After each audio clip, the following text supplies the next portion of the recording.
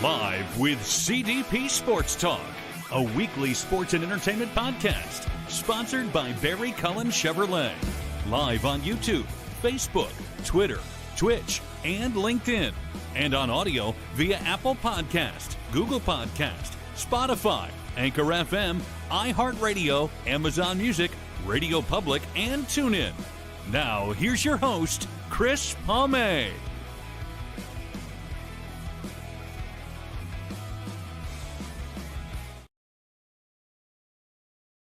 Good afternoon or good evening, everybody. Welcome to Season 11, Episode 12, overall 562 of Live with CDP Sports and Entertainment Talk Show, sponsored by Barry Cullen Chevrolet Dealership at 905 Woodlawn Row West in the Guelph Auto Mall. Check out their website, barrycullen.com, for the newest selection of new and pre-owned GM vehicles, along with their great selection of all-electric vehicles and Cadillac vehicles as well.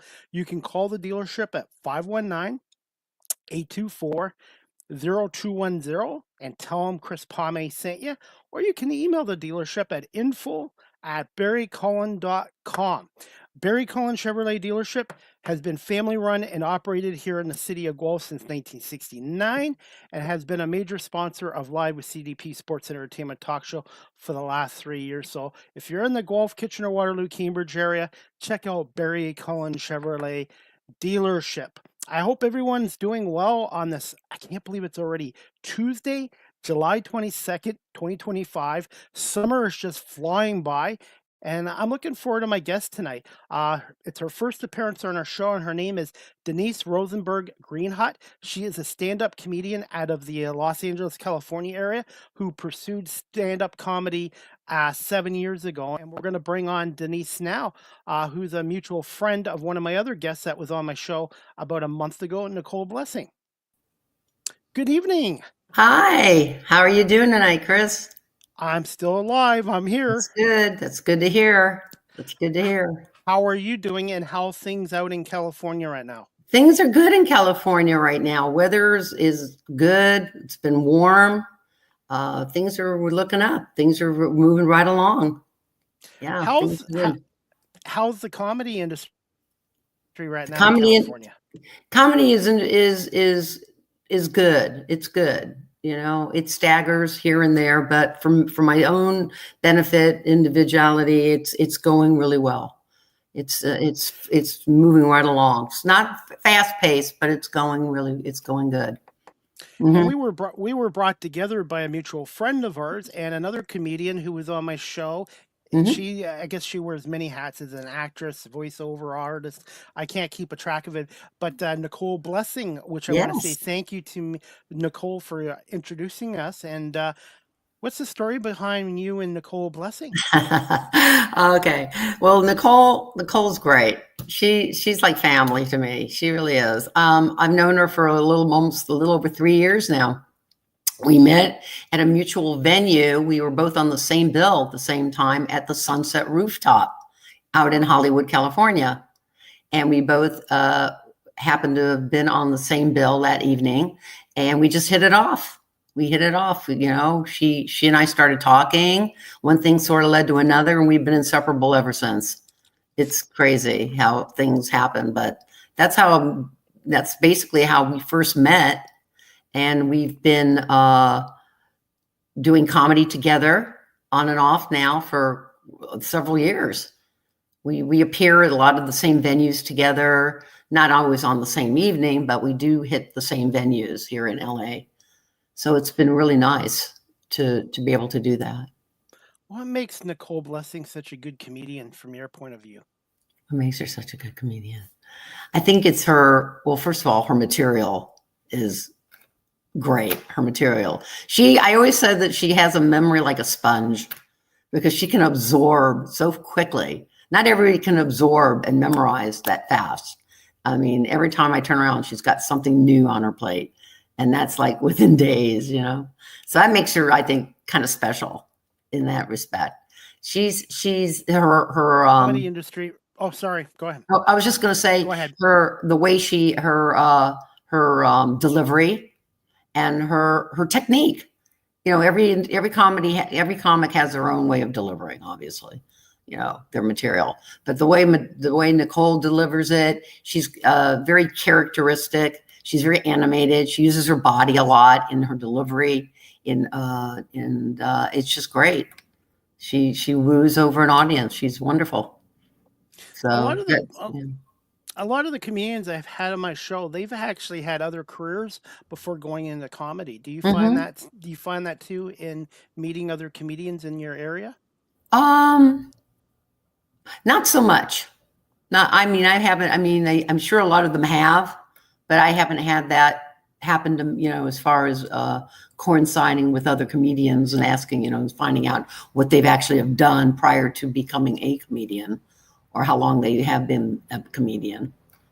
Uh, you know, so yeah. Denise, when you sent me your bio, Mhm. I guess you're a Sagacious, or what is it?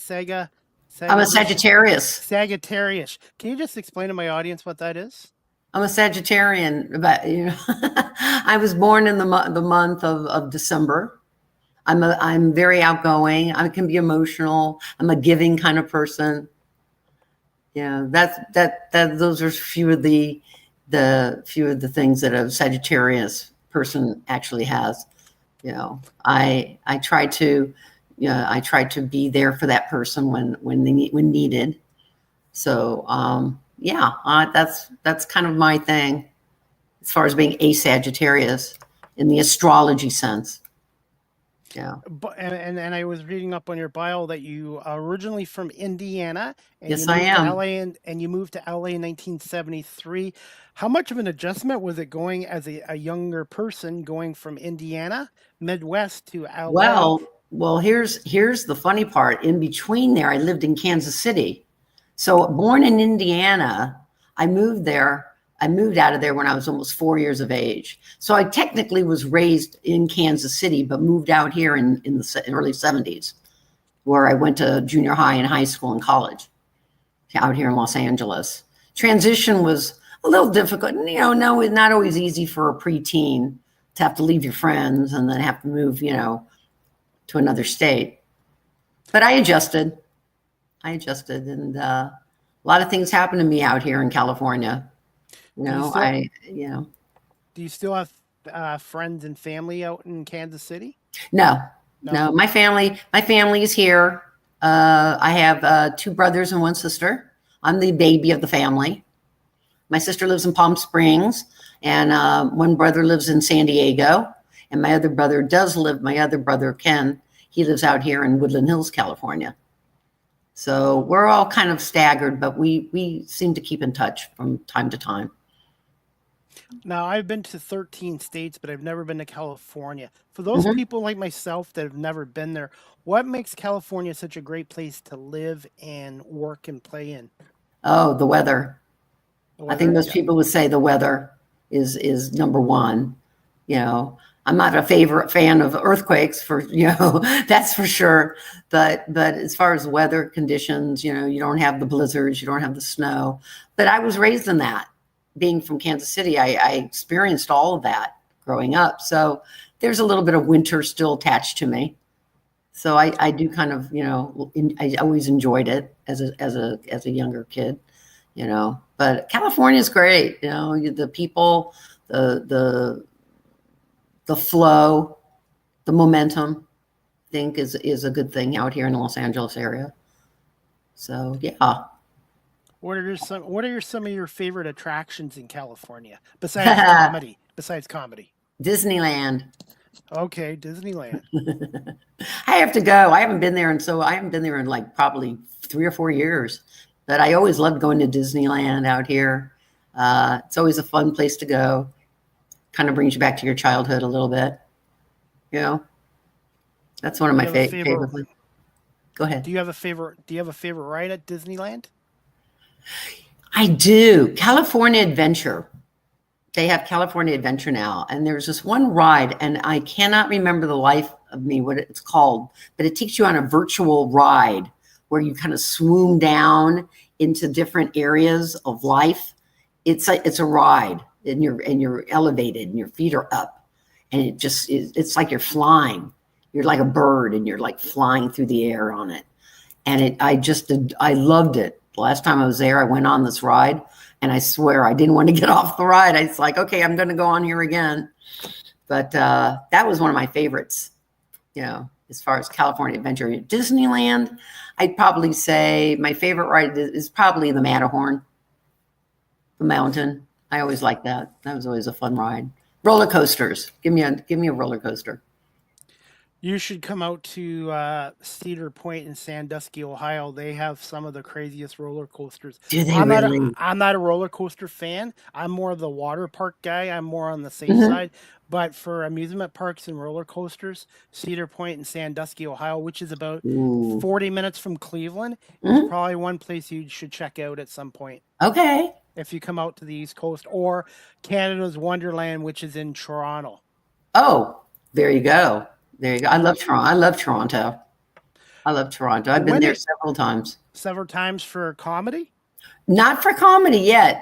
My goal is to get out there and go to Yuck Yucks. I want to hit Yuck Yucks comedy store out there eventually at some point.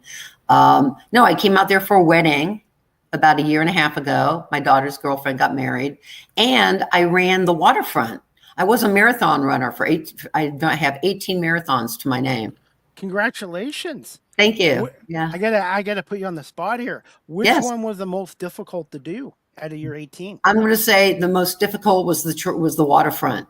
And the reason being is because it was in the month of October and it was freezing cold. It was so cold. And I found the motivation not so together. People were scattered everywhere. In Los Angeles, when you do, like, say, the LA Marathon out here, everybody's kind of like next to each other. So you're not so far apart. But when I was doing the Toronto, I didn't have that. And I found all I could think of is, oh, get me through this. Get me through this, And I did. I made it through. I did make it through. And it was a little rainy. The weather was a little bit rainy that day. So I would say it was a little tougher, a little bit more of a challenge to do. But I don't regret it. I'm glad I did it. What's the longest one you did miles-wise? My very first Los Angeles Marathon, 7 hours and 2 minutes. Wow. 7 hours. You did it, though. You did it. Yeah, they found me laid out on the front lawn when I got home. They couldn't find me. My children gave me a get well card. That's what I got, a get well card in return. Yeah, but my best time was a little under 5 hours, 4 hours and 52 minutes. As my marathons got better and faster after a while, I trained a little bit harder, and I was down from 7 hours to almost 4.5. That's amazing. Yeah. That's something to be proud of. Did you ever do the Boston Marathon by any chance? No, I never made it to Boston. Unfortunately. I kind of wish I did. Were a lot of them, I guess you did one in Toronto, you said, but the rest of them in LA, California? Los Angeles, San Diego, the Rock and Roll, Santa Barbara, California. I did the wine. I've done wine country. Which other ones I've done? I'd say a lot of them were out here in LA or the Los Angeles, San Diego area. But Toronto was great. I'm so glad I went. You'll have to come back. You'll have to come back here at some point. Oh, I will. I want to. I definitely. You mentioned the word wine. Are you a wine drinker? I am a wine. I do like wine. Red or white? Wine. Red or white? I'd say probably white. White. In California, you got Napa value for the wine. Here in Ontario, it's not far from Toronto. It's called Niagara-on-the-Lake, and we have over 150 wineries here. It's like our Napa, and we have red wine, white wine, and ice wine. And ice wine is very expensive because it's made only in the wintertime, and has to be in different conditions. But if you ever come back to Toronto again, you need to check out Niagara-on-the-Lake. Niagara-on-the-Lake. Okay. Yes. They have over 140 different wineries, and it's beautiful. It's a little town that's not far from Niagara Falls, Ontario. It's really Okay. beautiful, and they have a Shaw Festival. So if you ever get to go there, I think you would enjoy it. Sounds lovely. Sounds great. All right, we're gonna get into some questions, and I'm not a I'm not a tour guide by any means.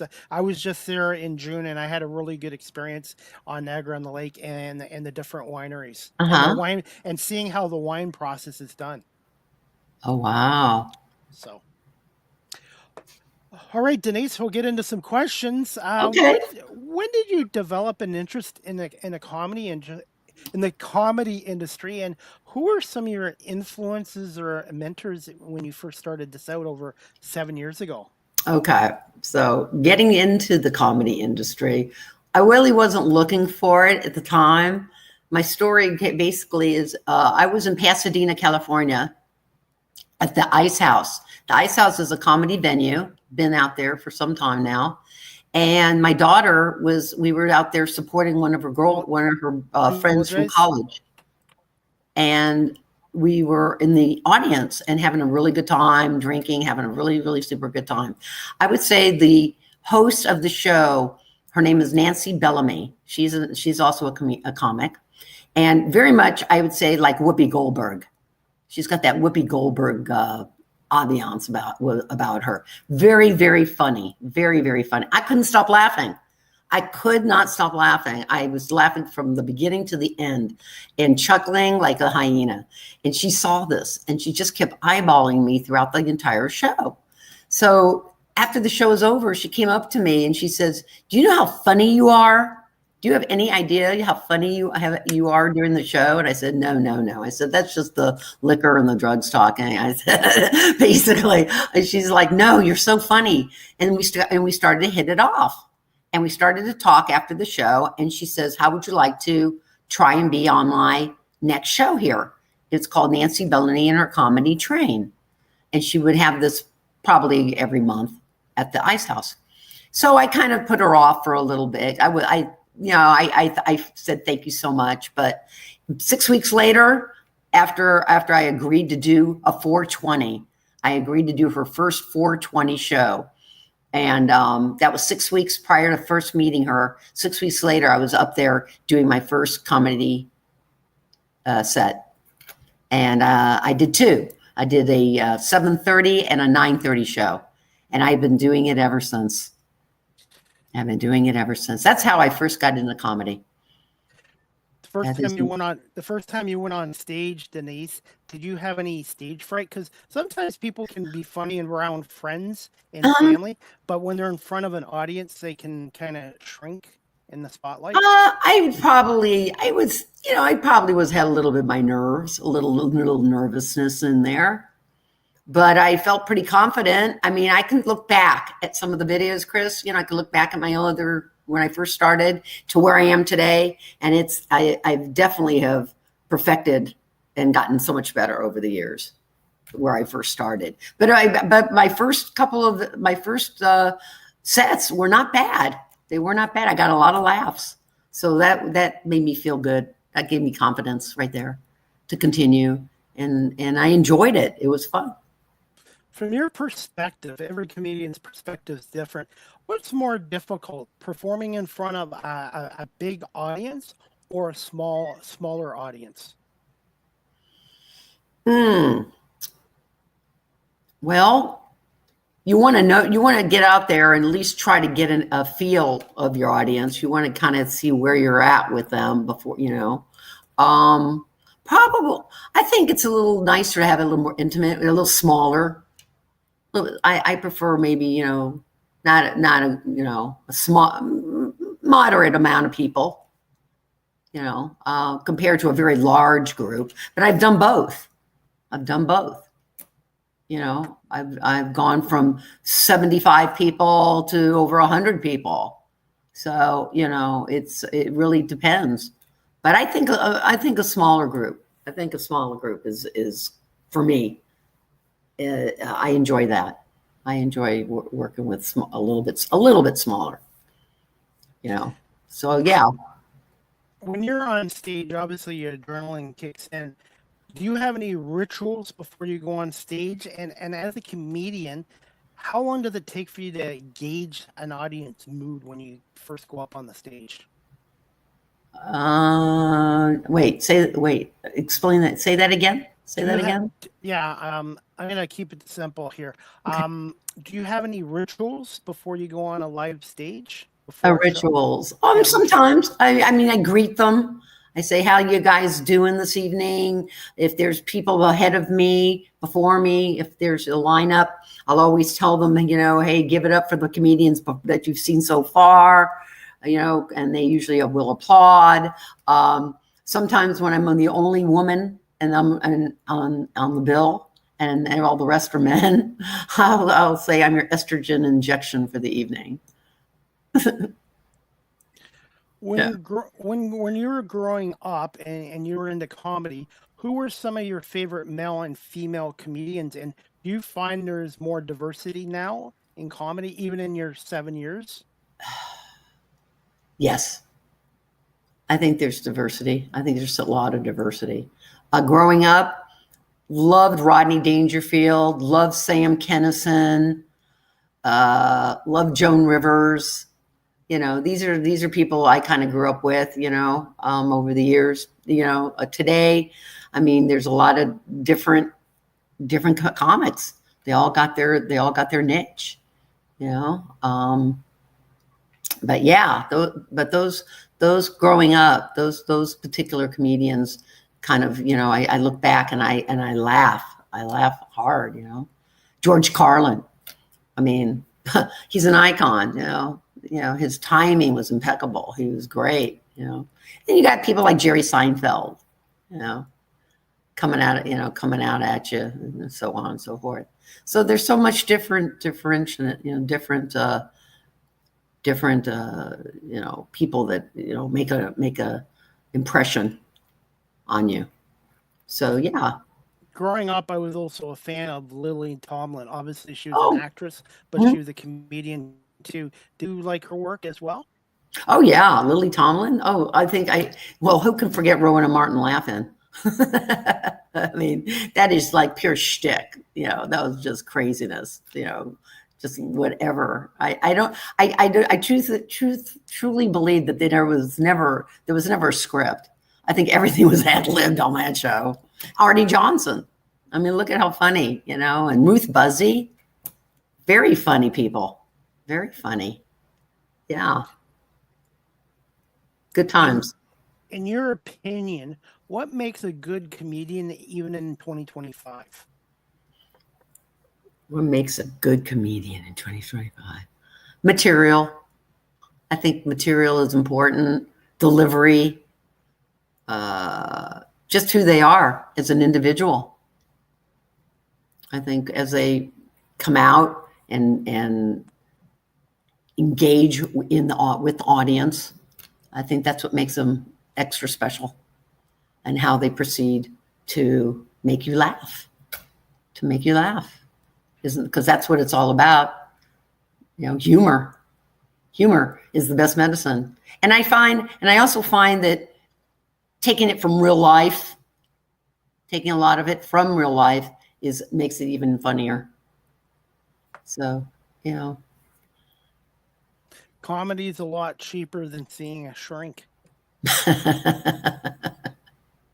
Yes, it is. Yes, it is. And you don't have a copay either. It's true. It's very true. Denise, for those people that are watching this live stream or on audio and they've never seen you perform live stream or in person, Mm-hmm. how would you describe yourself as a comedian to those people that have never seen you? Oh, I'm kooky. I'm crazy. I'm. Let's see. What am I? I just like making people laugh. I'm easygoing. I mean, I have different traits. I mean, I'd be honest with you. A long time ago, I practiced being a mortician. I was a mortician. Wow. Yeah, I was. I for only just 2 years. So I incorporated that in one of my sets, as it's called the Mortician Beautician. Wow. Yeah, yeah. And it works. It works because I can make you beautiful and embalm you dead both at the same time. Two extremes. Yeah, it's a little crazy. How important is it to know how to brand and market yourself today, especially with today's technology, the internet and social media and all these platforms? How hard is it? How Yes. how is it? It's it's not as easy. It's hard. It's hard. I have to say, it's with the way technology is today, and I'm not that savvy. I'm moderate. I'm not as, like some of these people. Kids today, I mean, they can go on the computer and boom. I mean, they just know what to do. They know the terminology. They know social media. They know all of this stuff, And I think that says something for today's, generation. I myself, I can do some things, but it's not as easy as it used to be. I think it's harder. It's harder to brand yourself. But if you know those steps and you take your time and in doing that, I think you can go far. I think you can. Denise, during the pandemic, a lot of people, it was a hard 2 years. Mm-hmm. Now, for you as a comedian, did you do any live streaming performances? And if you did, what were your thoughts on doing live streaming comedy? I didn't do. What I did was I did a lot of videos. I made videos at home.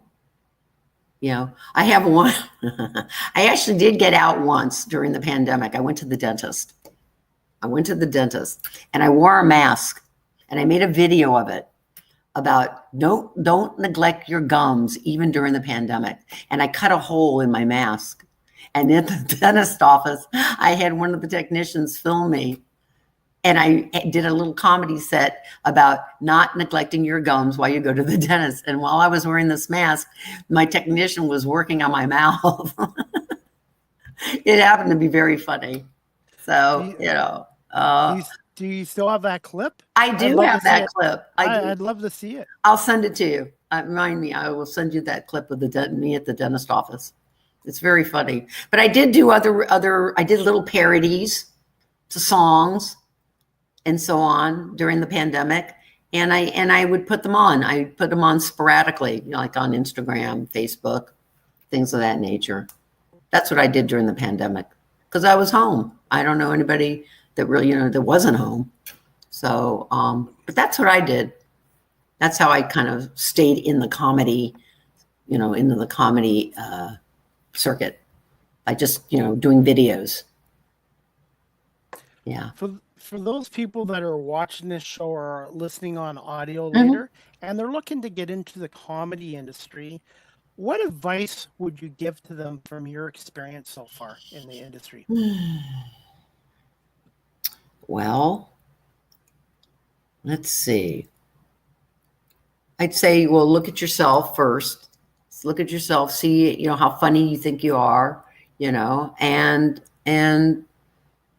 check out different venues. Check out when they're looking. Open mics are important. You can go to open mics and try out material, see how things are. I have a friend named Mark Van Horn. He lives in Palm Springs, and he actually asked me the same question not too long ago. And he came out to LA. He actually drove out to LA, and he had some material, and he tried it out at a couple of different venues to try and, proceed into doing the stand-up. I haven't spoken to him, prior to this, but I would say check out open mics if you're, really sincere, want to do, various material. Check out also the different venues of when they are having, when they're booking. Look into booking. That's important too.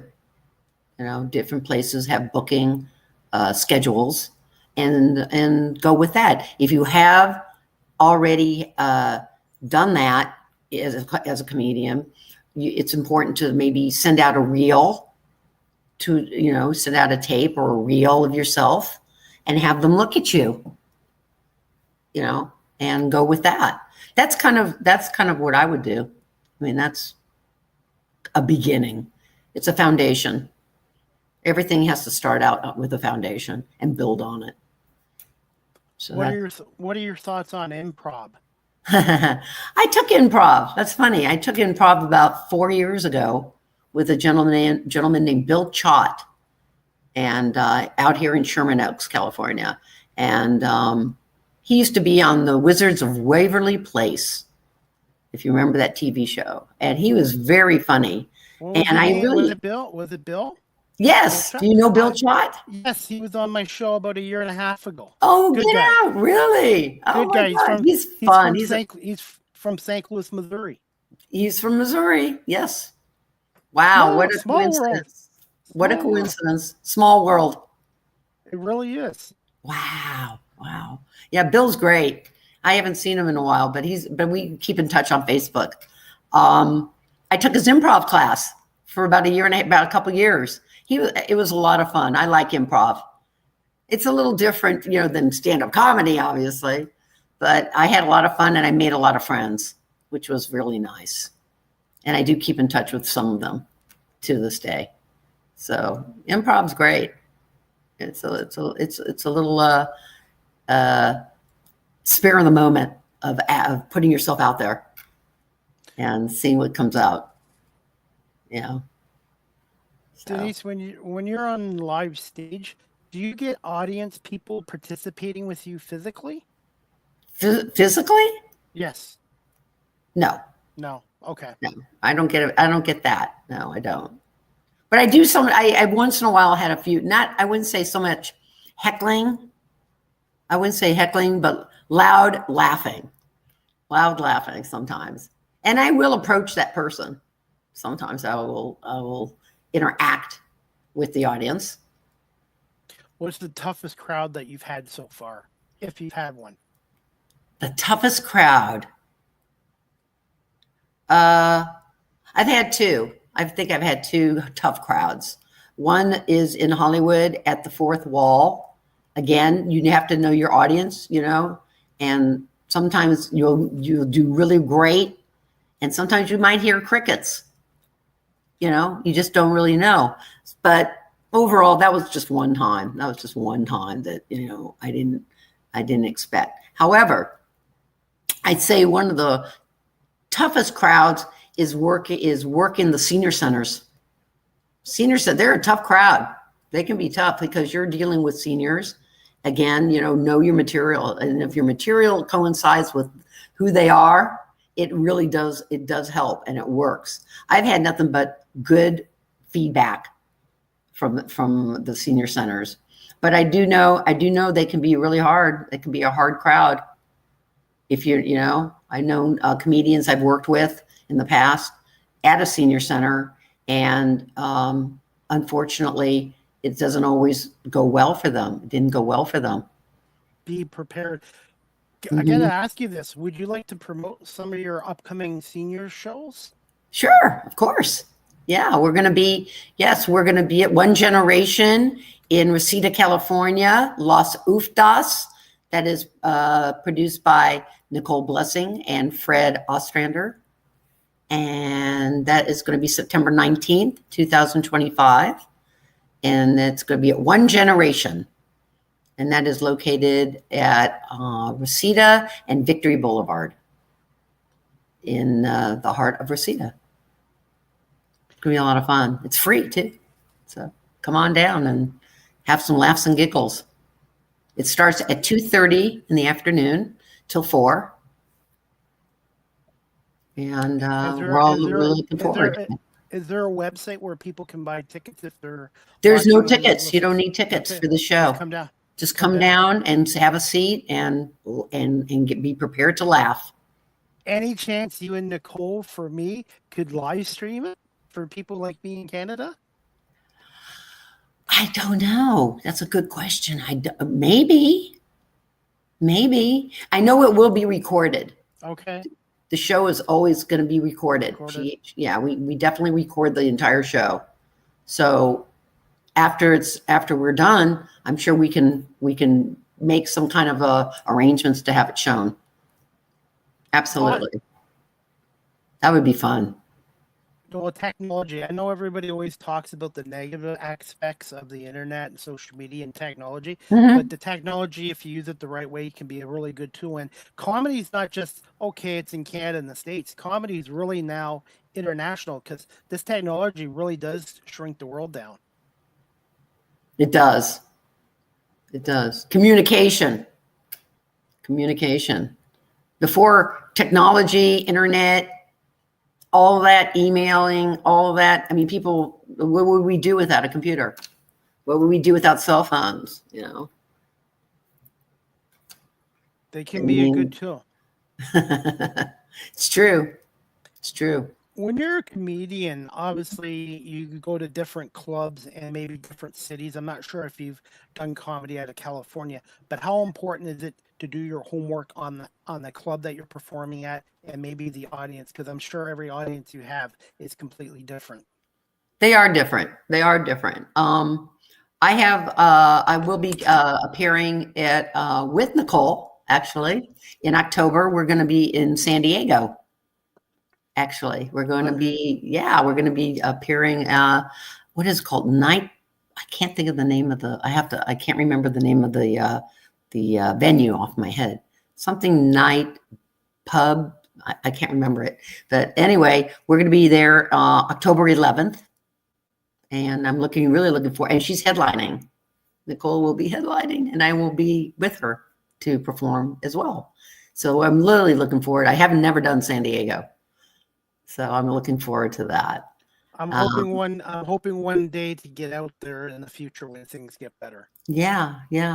And my regular place where I go quite often is the Fourth Wall Comedy Cafe, and that is in Hollywood. I will be there coming August 30th at 8 o'clock, and I'm looking forward to that because I do the Fourth Wall probably at least once a month. I'm a regular there, so it's a lot of fun. I enjoy it. What makes it such a good place to perform comedy?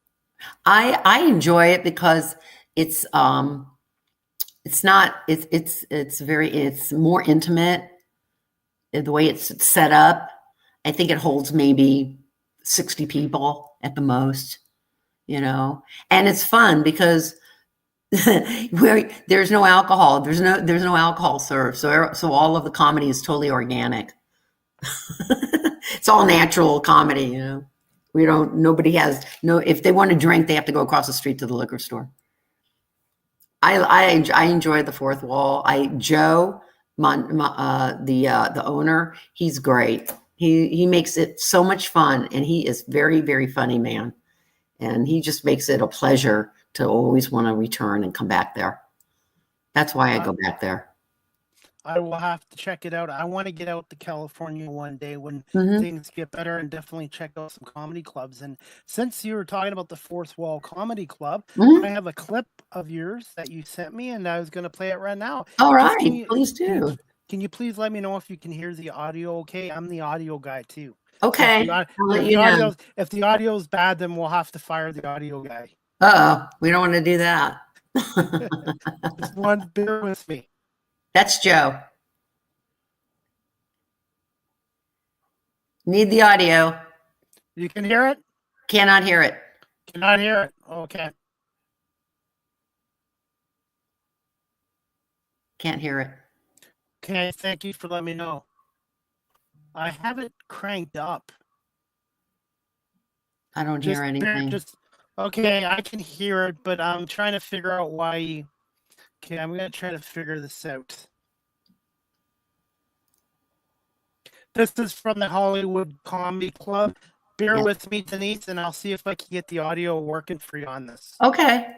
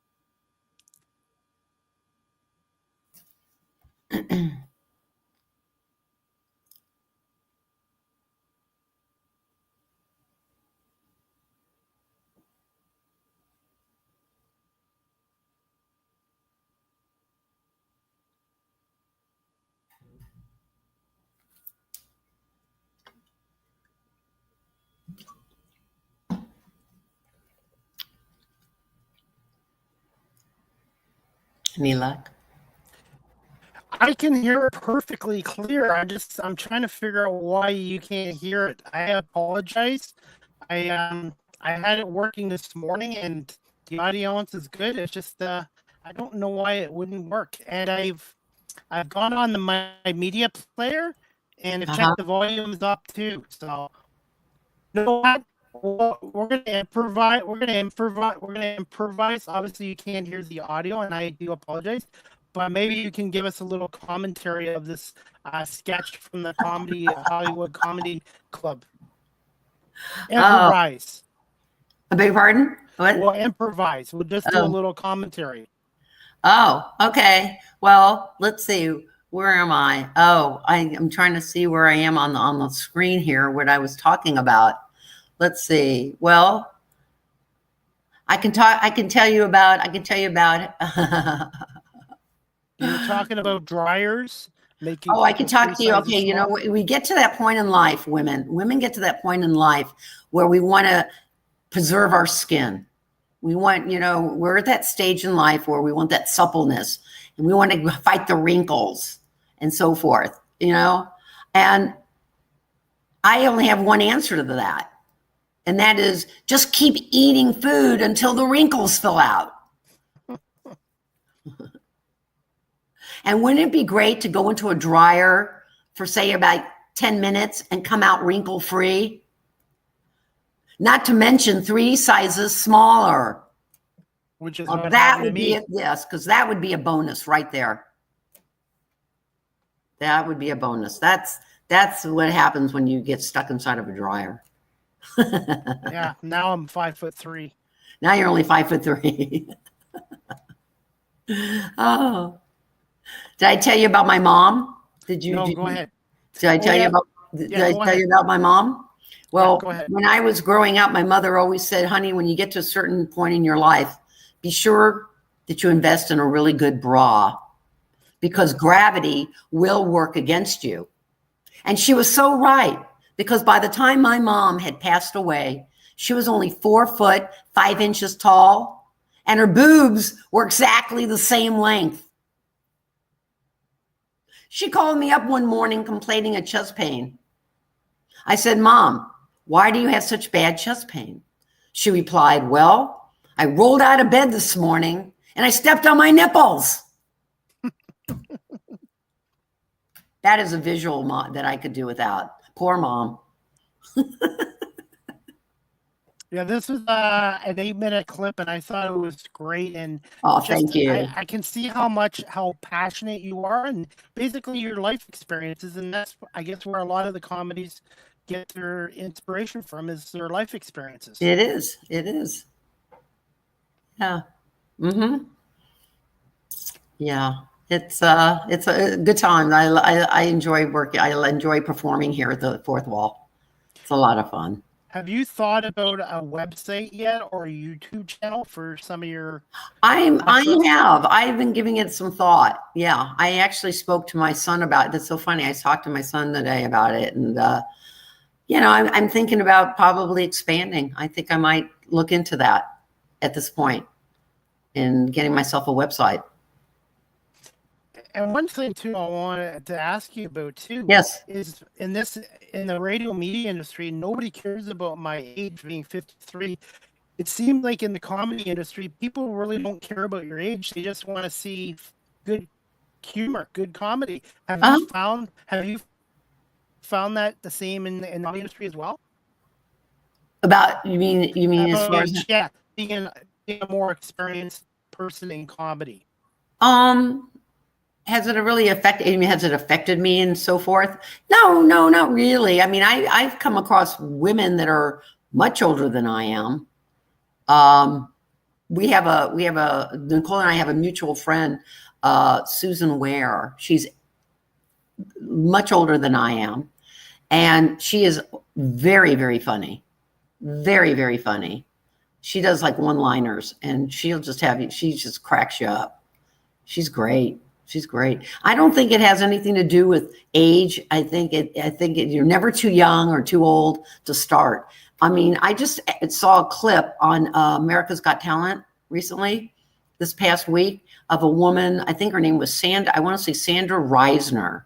She was 83 years young and hilarious. Absolutely Amazing. Hilarious. By the way, yeah.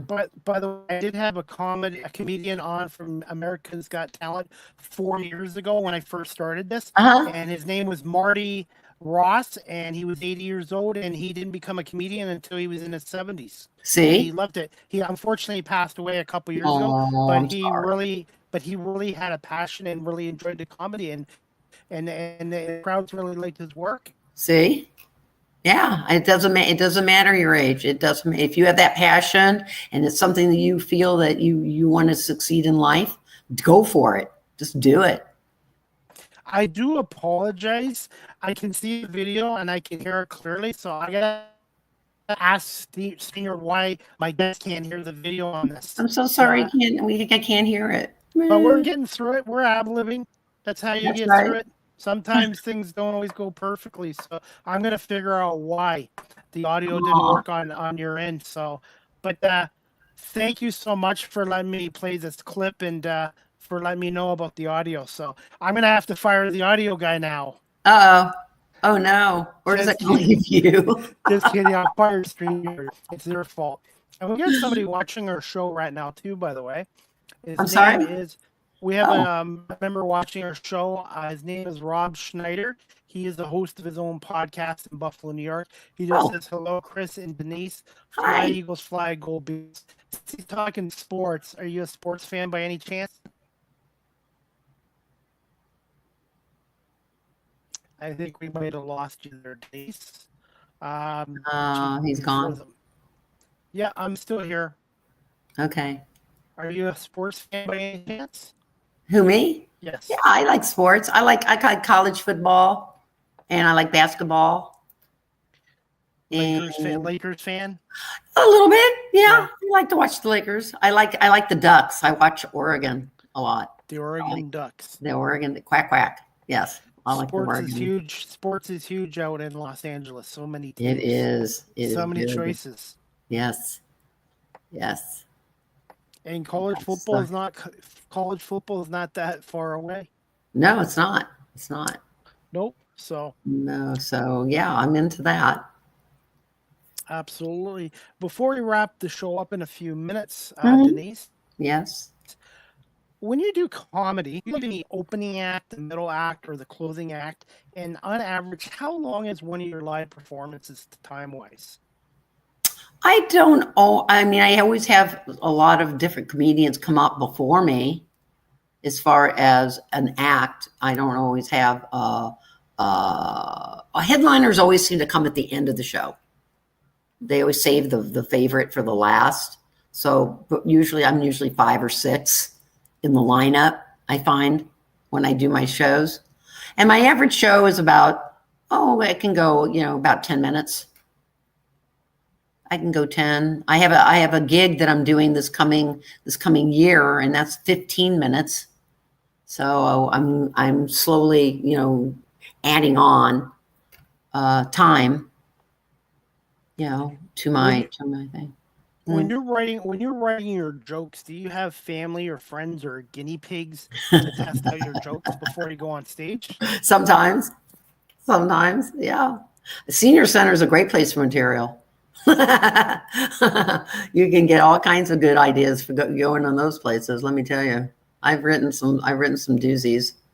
I'm working around a set right now called Full Circle, and it's basically starting out as it's about comparing seniors to babies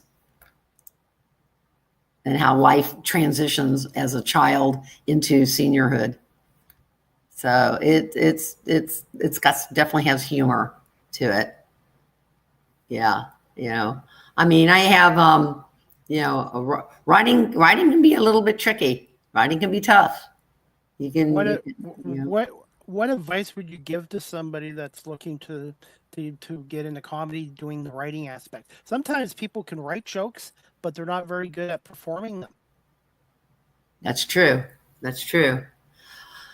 Oh, that's a tough question. It's ideas and material don't always come easy. I think it has something. I think it has a lot to do with your own life experiences and things that you go through in life. And if you can find the humor in it, then you should talk about it. It's good to be able to at least generate that way, if not any other way. A lot of times I'll go online, I'll look at things that have happened in the news, or I'll look at things that happen just in general, and you can always pick things out of there and go with that too. And work with that, different ideas. Have you seen anybody burn out in the comedy industry in the time you've been in the industry yet? Burn out? You mean overdo it? Overdo it? No, I haven't. I can honestly say I'm fortunate enough that I haven't experienced that in my career at this time. Now, but I know that I'm sure that it can happen. I mean, it has happened. There's a lot of comedians out there in the past who have like literally burned out over periods of time. Past comedians, that have accelerated to the point of exhaustion, I should say. Yeah. When you do get your jokes, do you write them down in a book? I write them down. I go on the computer and I type it, and I sometimes I do write them in a book. Yeah, I do. I just used to start out in a journal. I used to carry a journal with me. So no matter like where I might go throughout the day, if something funny happened, I want to remember it.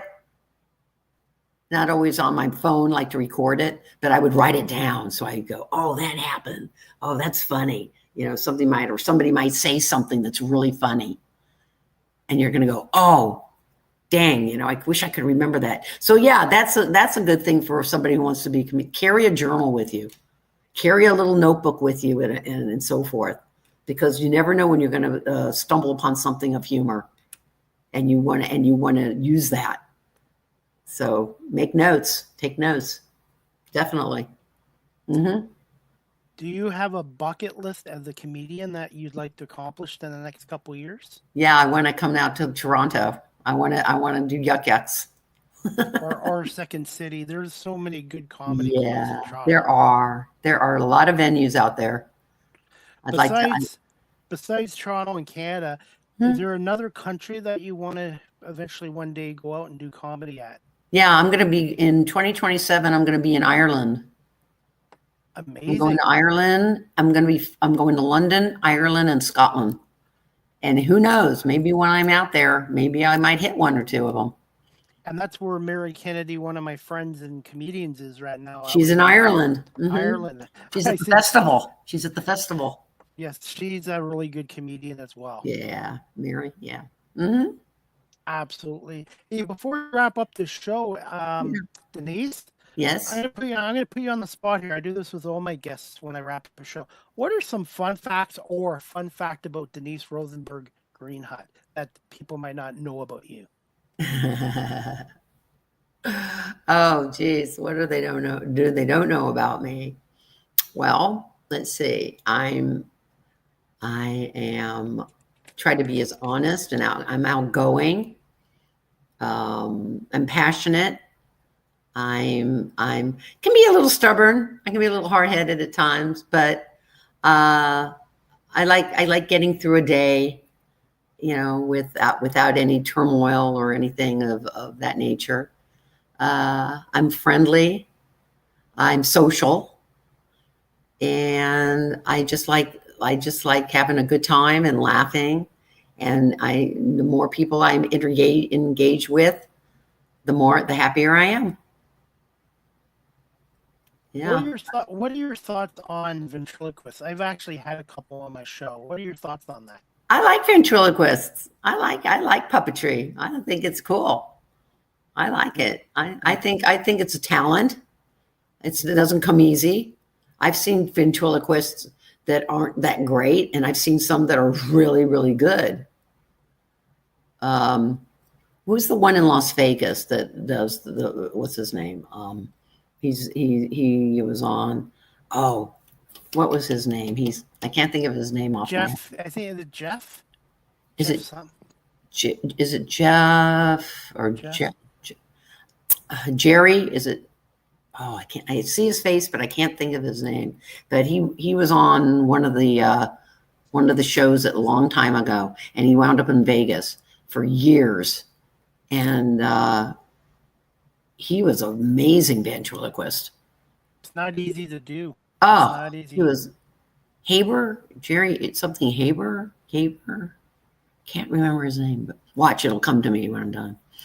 And he was wonderful. He had an array of puppetry. He had all different kinds of dolls, and his voice was great. He was Have you thought about trying it? Have I ever tried? No. No. We could do an act together. I talk a lot. That's okay. I talk a lot too. I think that's part of being a Sagittarius. I think we talk. I think that's I'm a Cancer. I'm a Cancer. Oh, is your birthday? When's your birthday? June 29th.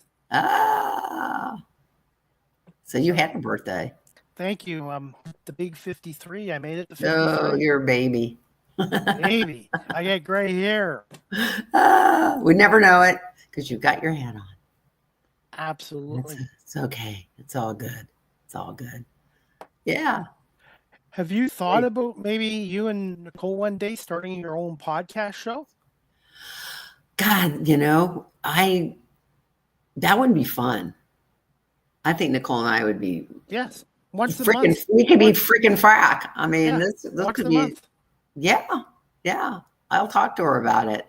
And I'd be happy to be if you're watching, Nicole, it's a really good idea.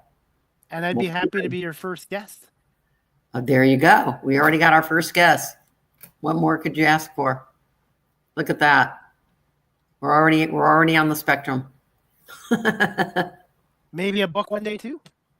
There you go. That'd be fun. That would be fun. Any plans for your own merchandise at some point? I'm sorry? Any plans for your own merchandise? Like a hat or a t-shirt or a mug? No, I haven't thought about that, but a hat might be cute, It says Blabs Comedy on it. Yeah, send me one. I love hats. I'm a hat guy. I've got over 100 hats. Okay. So Blabs Comedy. There you go. Yes. Yeah, put your website right there. Yes. Marketing's huge. And I'm trying to Marketing is good. I'm trying to get merchandise too. I have mugs out and t-shirts, and hopefully again I'll be able to have my mug and my t-shirts out again. Oh, there you go. I'll have to send you and Nicole one. Yes. Okay. T-shirts and mugs are huge nowadays. Uh-huh. Yeah, they are. They are. Merchandise can be important too. Advertising. Mm-hmm. Before we wrap this show up, this is a new segment I just created a couple weeks ago. It's called Ask the Host CDP, a question segment. As a guest, do you have a question for me? Do I have a question for you? Well, you seem to really enjoy what you do. You seem like you have a passion for people. And my question is, let's see, what is a good question? Let me think. Wow. You've been doing this for how long now? How many years you've been doing this podcast for? Since March 2020, so about 5.5 years. Okay. 5.5 years. Okay. Yep. And look how many episodes you've encountered. That is excellent. It's not look what you have accomplished. I got into broadcasting through volunteering with a local basketball before, and then my camera work led to my podcast, My podcast led to being on a radio station in Georgia for 2 years. Hmm. Unfortunately, the station shut down, so my show got chopped. And I've got a taste of the broadcasting bug, and I just want to prove to radio stations that someone that's 53 and self-taught can do Hmm. the job as well as somebody younger. And I just love what I'm doing. You know, I gotta interact and tell you, being that you've been on radio, right? Am I right? You've been on radio. Yeah, for I have a almost 2 years. friend for almost how long? How 2 long? years. 2 years. Not a long time, yeah. Okay. I have a friend out here. Well, he's almost like family. I've known him for a very long. His name is Gary Bomb. They call him Gary the Bomber Bombalicki. Okay. And he has a radio show called the Knucklehead Hour. And I know he's been doing it for quite a number of time, quite a number of years, and he kind of does the same thing you kind of do. And he also has a sidekick named Daryl Wayne. And I would love to see you two connect. Okay. So I told Gary to hopefully watch our show today. Definitely. And I do have 2 other shows where I have a co-host who's half my age, Mm-hmm. and we do a football show and we get along well. And then I have another co-host on another show. Her name's Marlene Sharp. She's from Los Angeles, and she's in the cartoon animation industry as well. Huh? And we do a show once a month. So I can work with younger co-hosts and I can work with female co-hosts. Oh, that's great. So, That is and great. then I have my show. I just want people to realize too, my show is very diverse with guests and Mhm. topics, and I can work with co-hosts and I can work solo. That's great. That's really good. Okay. And then you know what? It's the guests that make the show. I'm just the host. I always credit the guests, and I've been very lucky. And I want to say to Nicole Blessing, thank you for arranging this, and Denise, thank you for having some faith in coming on my show tonight. Thank you so much, Chris. It's been a pleasure. I've had a lot of fun. This is great. Thank you so much. And finally, where can my audience again find you on social media and the best way of contacting you and just promote some of your live performances coming up? Well, I'm on YouTube. I'm on YouTube. You can go to my Instagram, Blabs Comedy. And I'm also on Facebook at Denise Rosenberg-Greenhut. All right. Well, Denise, I want to say thank you so much for coming on. Continued success.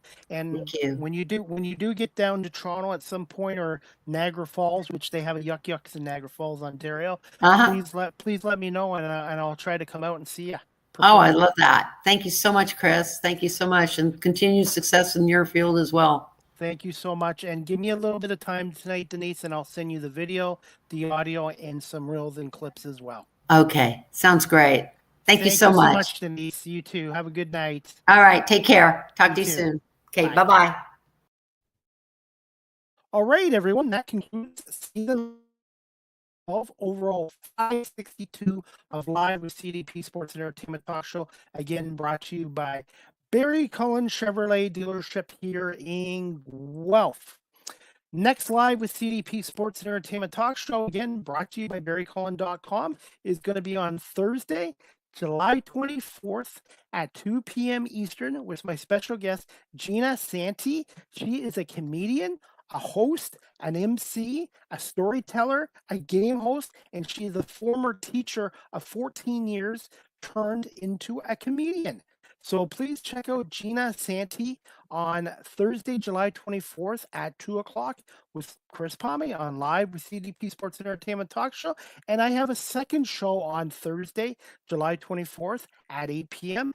The Argo Bells podcast show, episode 6, returns with Nick Small and myself on this Thursday night, July 24th at 8 o'clock.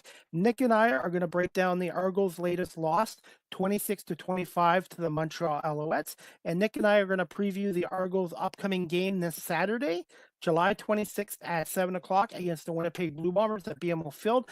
Nick will be there as a season ticket holder. I will be at BMO Field as a media member. So make sure you check out my social media page on Saturday for pictures, some pre and post game interviews, and some video footage. And I will be interviewing Ryan Dinwiddie and some Argonaut players after that game. Winnipeg comes into this game 3-2.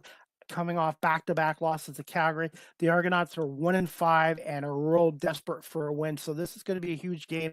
Not quite sure if Chad Kelly is going to be playing in this game or not. Nick, my co-host, is going to be at the Argonauts practice tomorrow. So Nick, actually, I think Thursday, Nick will be at the practice Thursday morning before our show on Thursday night, 8 o'clock. So Nick might give us a better indication if Chad Kelly will be back in the Argos lineup as the starting quarterback.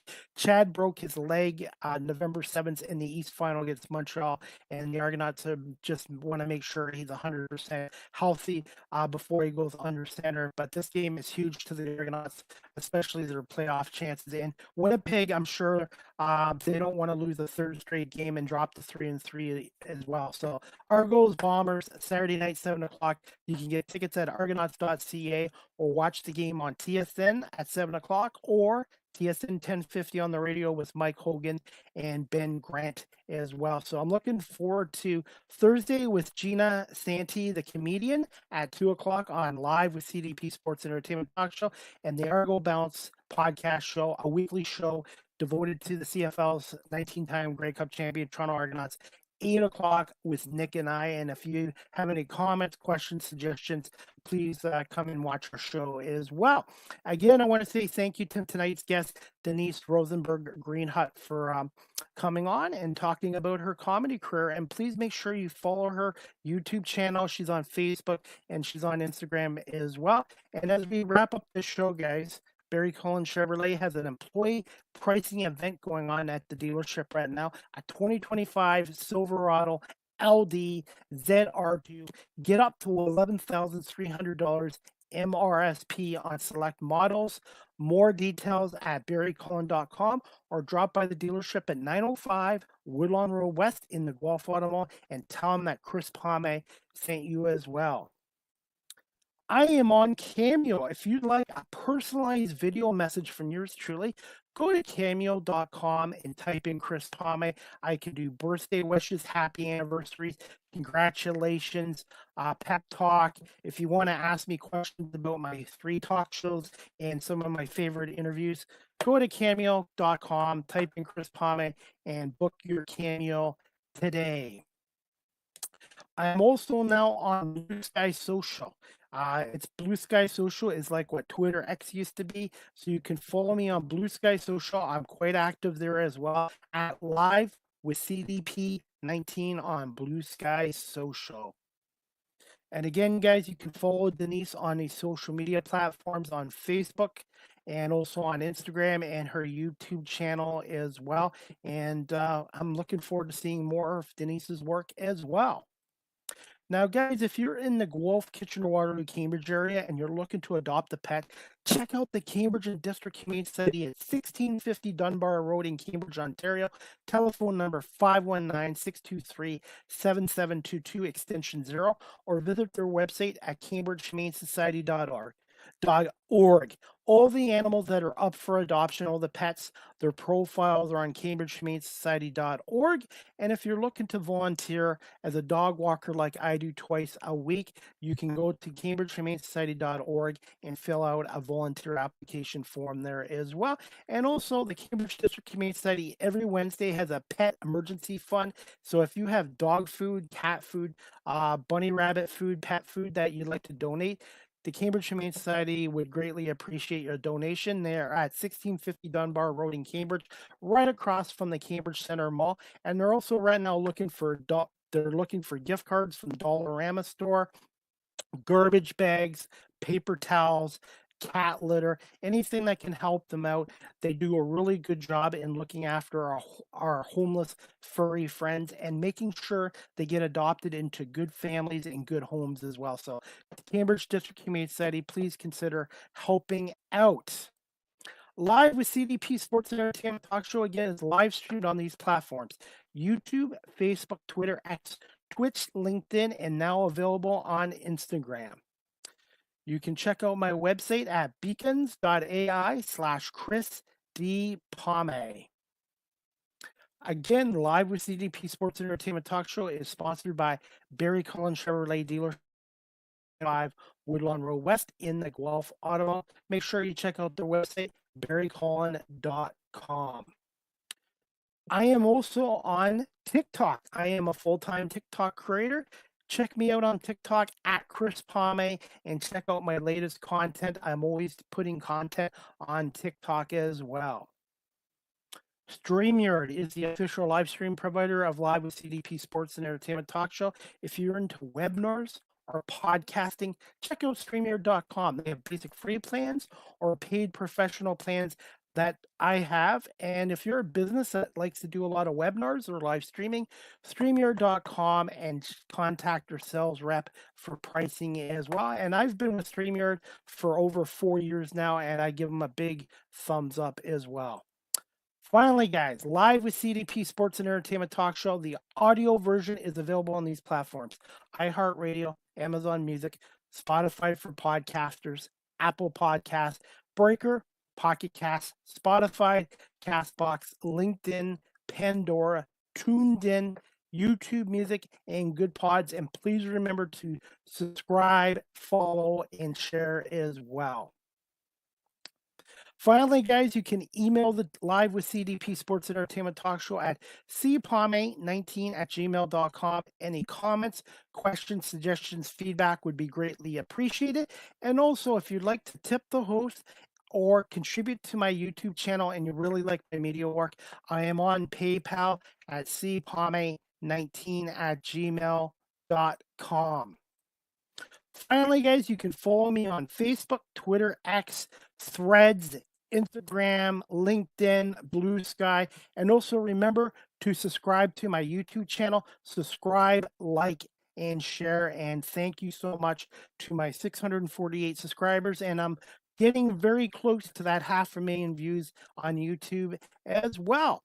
And before we wrap up this show, guys, if you're a local business and you're looking to advertise on a live streaming talk show, check out Live with CDP Sports and Entertainment Talk Show, CDP Media Productions. You can reach me at cpalme19@gmail.com if you're interested in advertising your business on my live streaming platforms. I'm on 21 different platforms.